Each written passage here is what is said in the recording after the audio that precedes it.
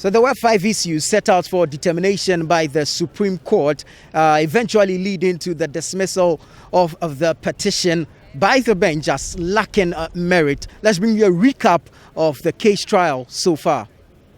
The Supreme Court on Thursday delivered its much-anticipated verdict on the December 2020 presidential election petition.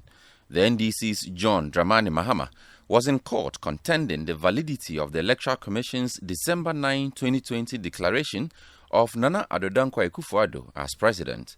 Mr. Mahama, who is also a former president of the Republic, told the court that Nana Akufo-Addo did not attain the constitutional threshold for election to the office of president, yet had been so declared by the returning officer, Mrs. Jean Mensah, who is also chairperson of the Electoral Commission. The court settled on 5 issues for determination. 1.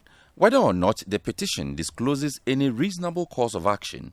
2. Whether or not, based on the data contained in the declaration of the Electoral Commission of President Akufo-Addo as president-elect, no candidate obtained more than 50% of the valid votes cast as required by Article 63, Clause 3 of the 1992 Constitution.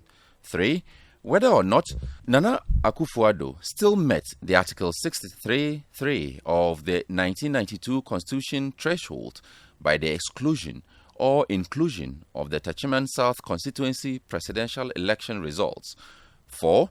Whether or not the declaration by the Electoral Commission dated 9th of December 2020 of the results of the presidential election conducted on the 7th of December 2020 was in violation of Article 63, Clause 3 of the 1992 Constitution.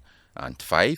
Whether or not the alleged vote padding and other errors complained of by Mr. Mahama affected the outcome of the presidential election results of December 2020. Even before the court could settle down to these issues, lawyers of former President Mahama served the Electoral Commission with 2 requests, one for the inspection of documents and for copies of same to be supplied to him, and 2, a series of 12 interrogatories he said were critical to a fair and just determination of the case, as well as for a speedy hearing.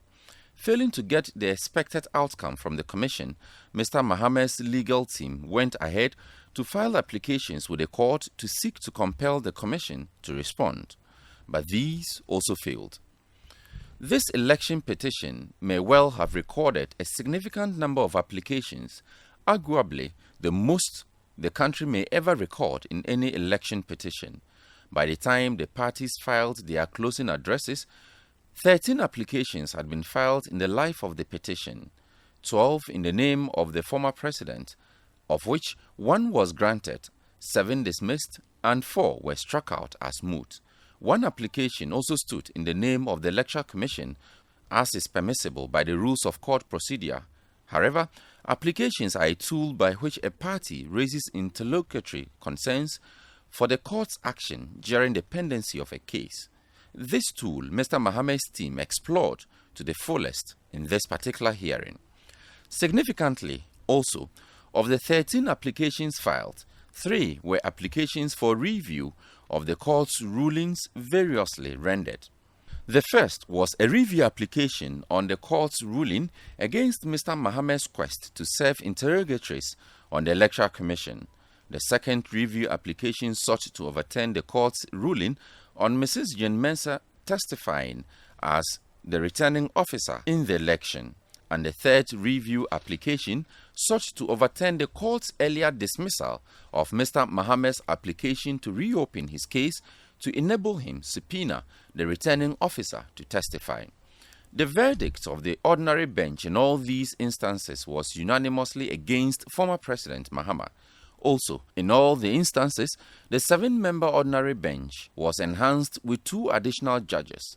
And in all instances, the enhanced panel of 9 judges unanimously dismissed Mr. Mahama's applications and affirmed the court's earlier rulings. For many, the court's power to protect its sanctity, integrity, and respect, often administered through the exercise of contempt, could not have found a better expression than was seen in this election petition hearing. A former Deputy Attorney General was hauled for scandalizing the court, and both the bar and the bench found common ground in the need to protect the absolute sanctity of the People's Altar of Justice. The December 2020 presidential election petition surely presents a test case for law students and legal scholars alike, as it threw light on the gaps and loopholes in the rules of procedure. It thus presents an opportunity for a rethink on the legal framework governing the country's election petition adjudication.